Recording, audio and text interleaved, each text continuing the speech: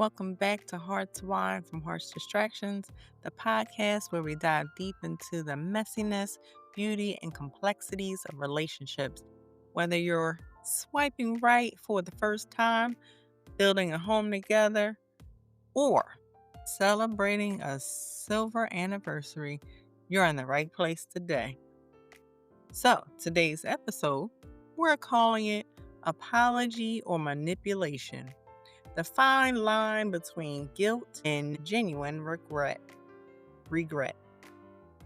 And let me tell you, this one is going to be juicy, raw, and maybe even a little uncomfortable because who hasn't experienced an apology that left you thinking, wait, was that about me or about making them feel better? Some apologies soothe like a healing balm. I'm just saying. While others, well, they come with conditions, guilt trips, or subtle blame shifts that leave you questioning your sanity.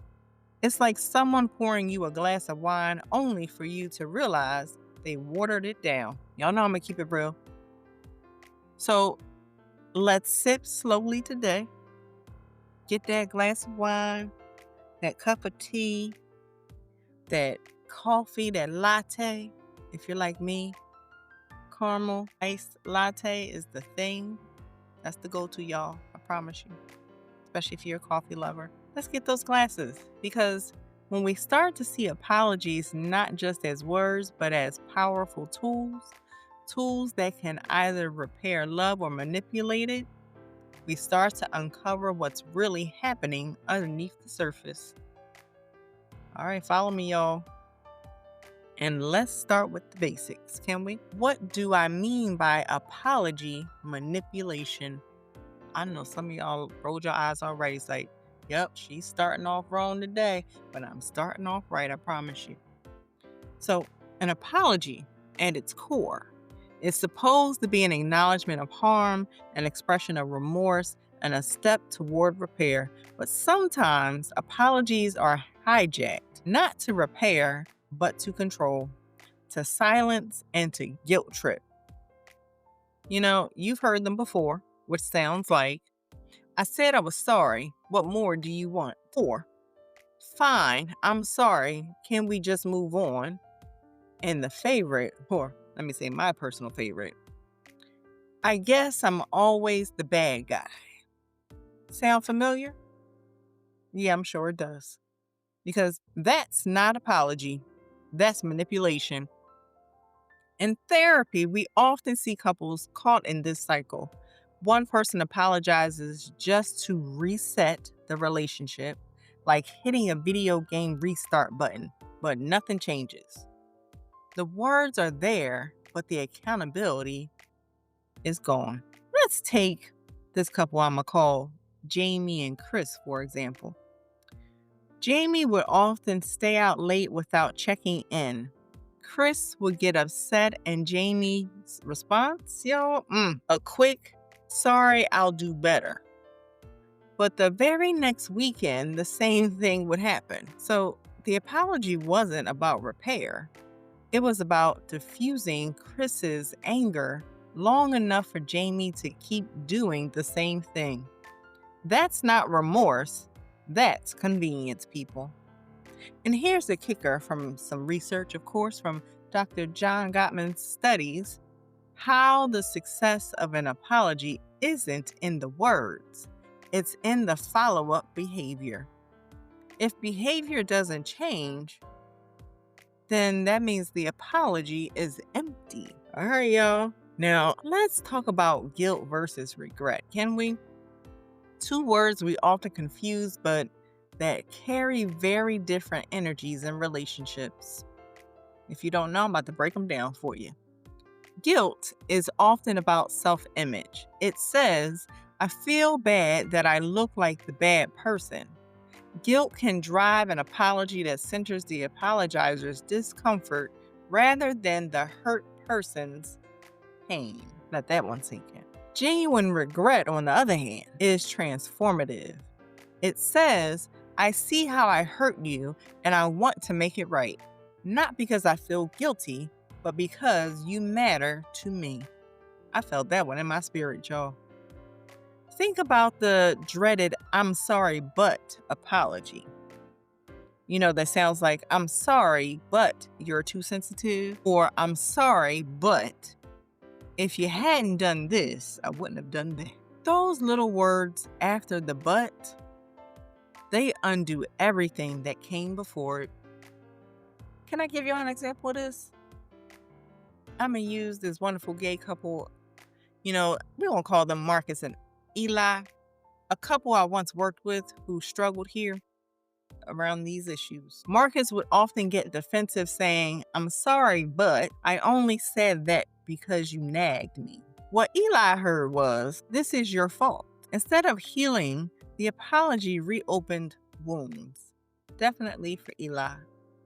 And here's the truth bomb from therapist Esther Perel. The quality of your relationships determine the quality of your life. Let that sink in, y'all. If our apologies are manipulative, our connections suffer, not just in romance, but in family, friendships, and yes, even the workplace. All right, follow me, y'all. So, how do you know when an apology is manipulative, you ask? Oh, I'm so glad y'all asked me that question. Because we're going to spot the red flags together. Y'all with me? All right. The first one, over apologizing to silence you. Ever been in a fight where someone apologizes 5 times just to make you shut down the conversation? Well, that's not accountability. It's avoidance. The next one, gaslighting apologies.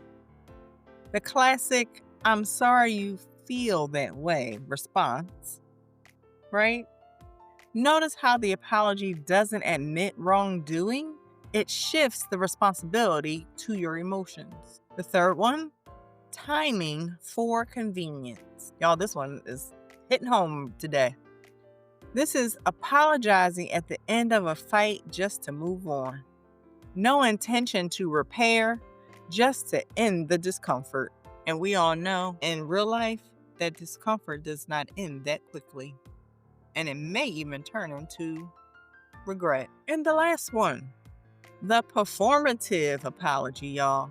This is where you get the flowers, the big gestures, the "I love you," and the Instagram captions, but no change behind the scenes. I'm gonna let that sit there for some of y'all, because some of y'all accepting these performative apologies with no change in behavior.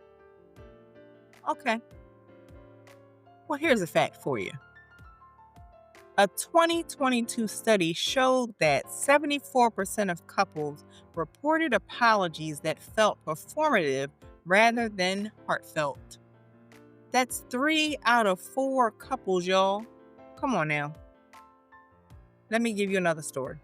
We're going to call this couple Alicia and Nate. Yes, I use my name for this couple because I like it. Every time Nate forgot a commitment, he'd bring home gifts. Alicia loved the gestures at first, but when the cycle kept repeating, she realized the gifts were a smokescreen, y'all. Nate was manipulating with apologies instead of actually respecting their agreements. And here's the bottom line. If an apology doesn't come with accountability and action, it's not a bridge. It's a Band-Aid. And Band-Aids do what? Fall off. I said it. Now, I do want to get honest here even more for a second, if I can. Why do we accept apologies we know are fake? Why do we smile, nod, and say, "It's okay," when deep down we're thinking, "That was the worst apology I've ever heard in my life"? Well, there are a few reasons, and I promise you're going to see yourself in at least one of them. Can I break them down for you? The first one, fear of conflict. I know some of y'all is running away right now because some of y'all fear conflict. Being in it, being a witness to it, having to de-escalate in it, all the above. Sometimes it's easier to just accept a weak apology than to keep fighting, right? I'm sure that's what some of y'all thought. Couples often say, I just didn't want to argue anymore. And that's real. Conflict is exhausting, but here's the danger, y'all. If you're constantly swallowing your truth just to keep the peace, you're actually building silent resentment. And let me tell you, resentment is like rust. It corrodes slowly, but eventually it'll eat through the foundation of your relationship. Let that one sink in. The second one, the desire for peace at any cost. And I do mean any cost. This one here is sneaky, y'all. Some of us grew up in households where peace was rare, so we learned to cling to it like oxygen. If mom and dad stopped arguing for just one evening, you savored it. So now, as an adult, you might accept a flimsy apology because it feels like a fragile gift. Peace, right? But peace without truth isn't peace. What is it? It's suppression. Okay, now, follow me, y'all. Third one, my favorite, especially because y'all know I'm a therapist in addition to a relationship coach. Generational patterns. Yep, I'm about to go deep on y'all today. Because some of us were taught that apologies themselves were enough. Grandma used to say, just say sorry and move on. No one explained that sorry without changed behavior is just words. And so we inherit that cycle thinking we're doing the right thing when in reality, we're settling. Who wants to do that? I know I don't. Okay. I'm going to give y'all one more. Forgiveness fatigue. I know some of y'all is like, oh, she about to go there, because I am. Because there's also the reality of that fatigueness within your forgiveness. Okay, follow me. A 2021 study in the Journal of Social and Personal Relationships found that people in long-term relationships often forgive just to avoid emotional burnout. In other words, it's not about whether the apology is real. It's about conserving energy. Okay. Let's bring this to life with a story. Can I do that for y'all? We're going to call this couple Brianna and Malik. Well, Malik constantly forgot their date nights, y'all. Every time he'd apologize, it would sound like, I'm sorry, I just got caught up with work. Brianna forgave him, but inside, she felt less and less valued. Eventually, the apologies didn't soothe over with her.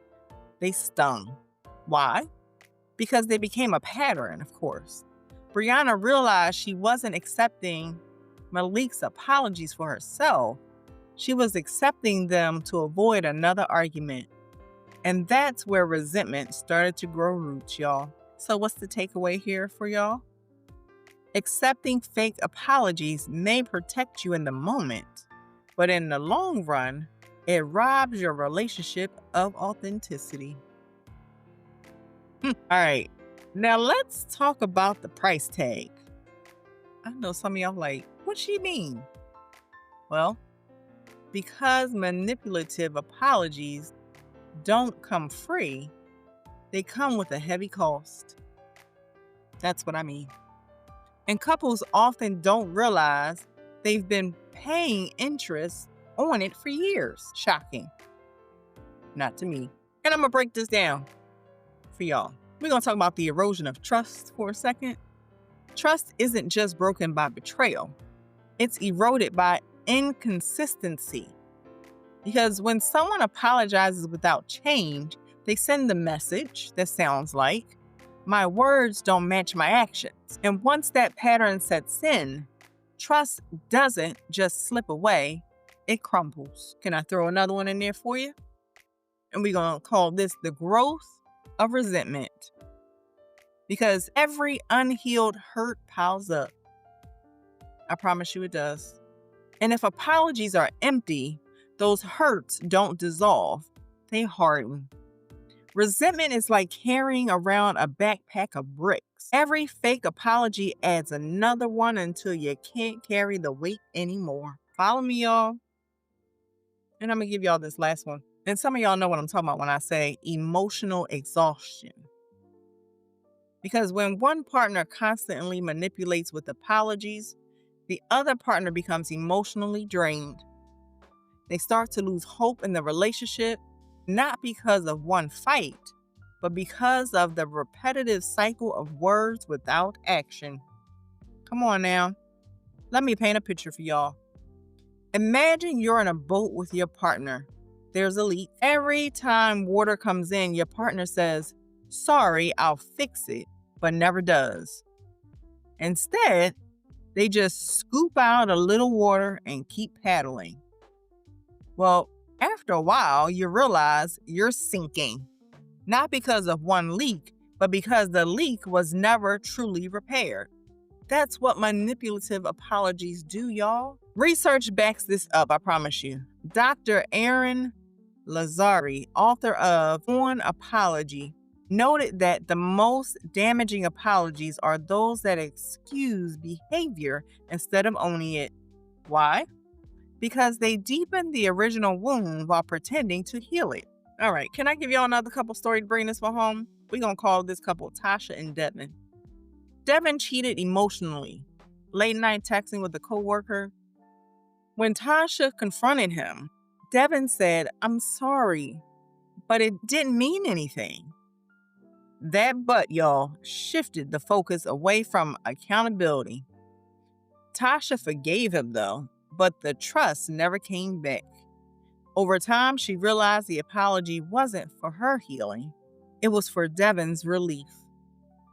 That cost their marriage because she couldn't rebuild trust on hollow words. So what's the takeaway here? The cost of manipulative apologies is always higher than we expect. It's not just about the fight today. It's about the foundation of the relationship tomorrow. All right, so we've dragged manipulative apologies through the mud, and deservedly so. But what's the alternative, you ask? How do we build accountability into our relationships instead of manipulation? Well, let me introduce you to the anatomy of a real apology. It's not mine. I draw this from marriage and family therapy principles, the Gottman method, and the work of Harriet Lerner in Why Won't You Apologize? So, a real apology has 5 parts, y'all. The first part is acknowledgement, where you name the harm clearly. So, what you don't want to say is, "I'm sorry if you were hurt." What you want to say instead is, "I'm sorry I dismissed your feelings last night." Okay. The second one is responsibility, where you own your role without any excuses. So instead of saying, "I was just tired," you want to say instead, "I snapped at you and that wasn't okay." The third one, empathy.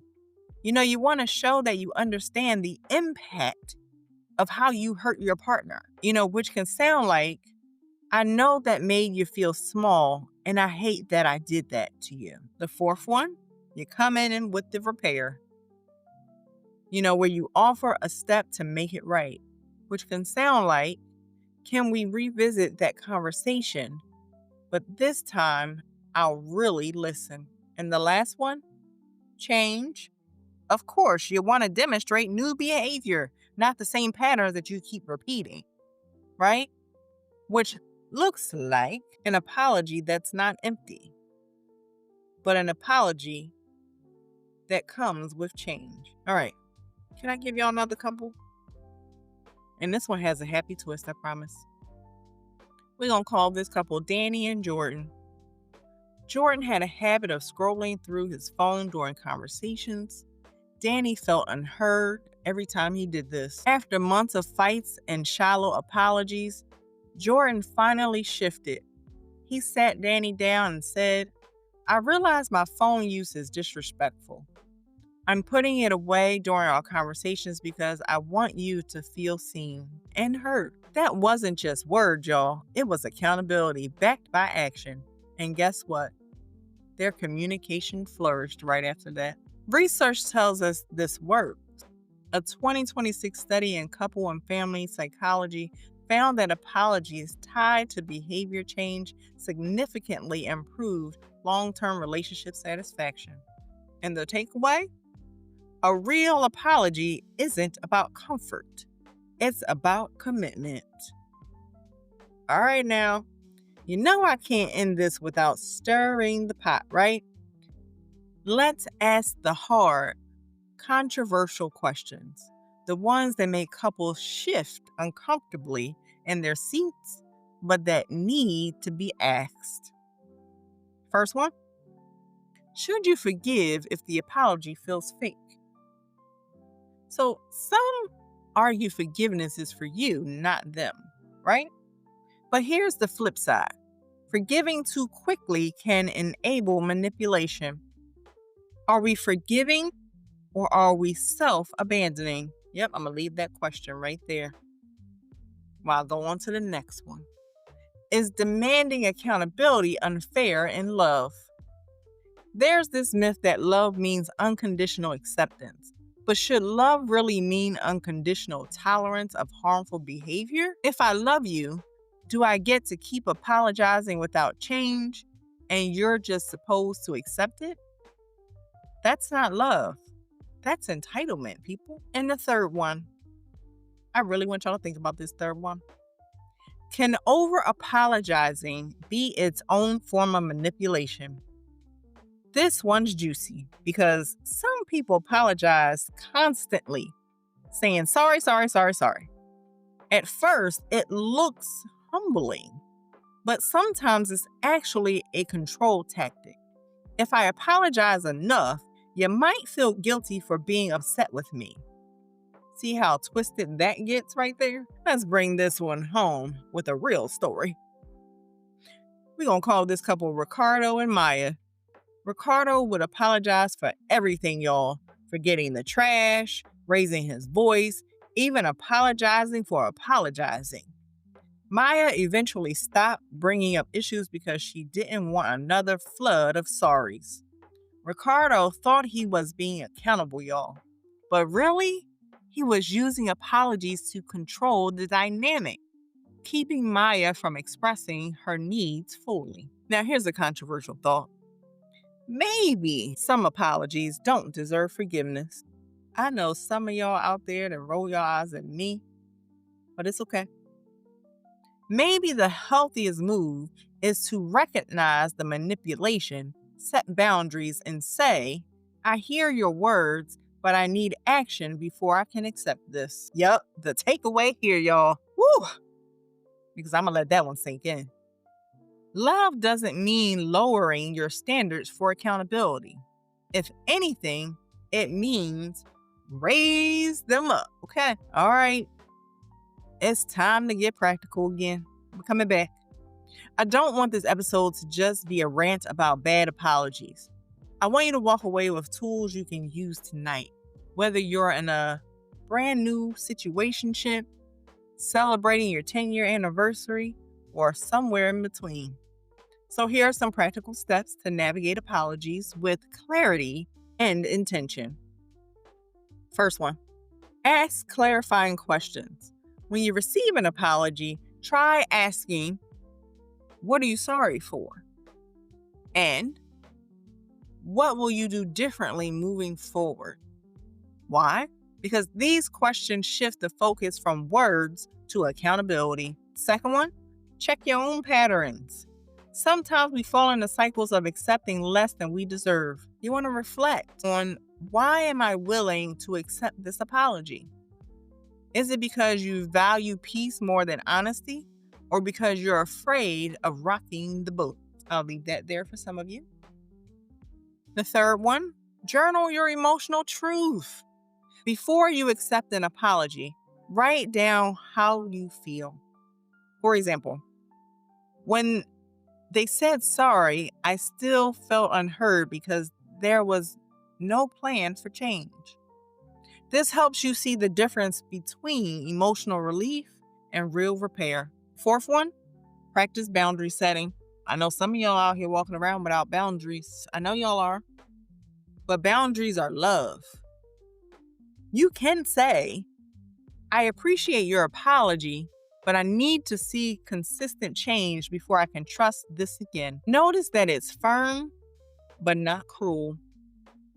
All right. And the last one I'm going to give you. Use some couple check-ins, please. Check in with each other. Set aside weekly or monthly time to review conflicts. Ask yourself, did apologies lead to changes? Or are you still cycling through the same issues? This keeps the relationship accountable. I promise you, if y'all do these check-ins, it will. All right.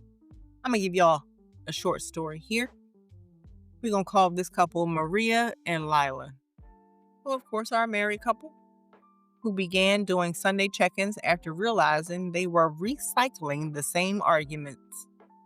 Lila often apologized for being too busy, but nothing changed. With check-ins, they tracked progress. And when Maria saw Lila actively blocking out time for them, the apologies started to feel real.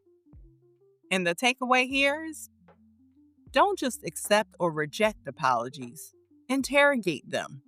Make sure they're followed by change. All right. We can't talk about apologies without talking about where we learned them. Because let's be real, most of us didn't take an apology 101 class in school. We learned it from our families, our cultures, and sometimes our trauma. So, generational patterns. In some families, apologies were rare. Maybe your dad never admitted when he was wrong, so you grew up believing apologies were weakness. In other families, apologies were quick but shallow, which sound like, say sorry to your sister right now. But no one taught you that change mattered more than the words. When we talk about cultural norms, in certain cultures, saving face is more important than accountability. The apology becomes about avoiding shame, not about healing. Gender norms also play a role. Men are often taught that apologizing makes them less powerful and weak, while women are taught to over-apologize, even for existing. Yes, I said it. So the good news is that the cycle can be broken. We get to rewrite the script. Just because your parents never said sorry doesn't mean you have to pass that down. Just because society tells you to say sorry for everything doesn't mean you can't set boundaries instead. Can I give y'all a quote by Rupi Kaur once wrote, "You do not just wake up and become the butterfly. Growth is a process." Learning how to apologize well is part of that growth. Short story? We're going to call this couple Sam and Pri, an engaged couple who came from different backgrounds. In Sam's family, apologies were silent gestures. His dad would just bring home food after an argument, while in Pri's family, apologies were verbal, emotional, and detailed. At first, they clashed, of course. Pri felt ignored while Sam felt overwhelmed. But over time, they built a shared language of apology that honored both their upbringings while creating something new. What's the takeaway here? Apologies aren't just personal. They're cultural and generational. Recognize the scripts you inherited, then choose whether they still serve your relationship. All right. Can we tie all of this together?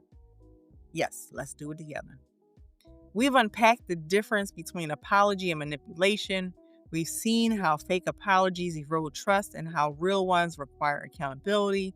We've looked at why we accept empty sorries, the cost they carry, and how cultural and generational patterns shape our understanding of repair. But here's the truth. A real apology doesn't just say, "I'm sorry." It says, "I care enough about you to change." If you leave this episode with one takeaway, let it be this. Don't settle for apologies that only soothe the moment, but poison the long term. Demand authenticity, demand action, demand love that heals instead of love that manipulates. Because here's the thing, when we learn to distinguish guilt driven apologies from genuine regret, we don't just protect our relationships, we protect our hearts. So if you like what you heard, go on and subscribe to my YouTube channel at Hearts Wine from Hearts Distractions. Go visit my website, www.aliciasdistractions.com. Go pick up a copy of my poetry book, Distractions of the Heart, on Amazon. And of course, follow me on social media on Instagram, TikTok, and Facebook. But can I leave you with this before we go? Sometimes love is measured not by how quickly someone says, "I'm sorry," but by how deeply they live it out. Words may start the healing, but actions are what seal it. So the next time you hear an apology, ask yourself, was that for my heart or their conscience? And remember, here at Hearts Wine from Hearts Distractions, we believe the tears, the twists, the laughter, and even the messy apologies, they're all parts. They're all part of the vintage of love. Some bottles are bitter, some are sweet, but every sip teaches us something new. So until next time, my couples and my singles out there dating, pour yourself another glass. Take what resonates and leave what doesn't. And as always, cheers.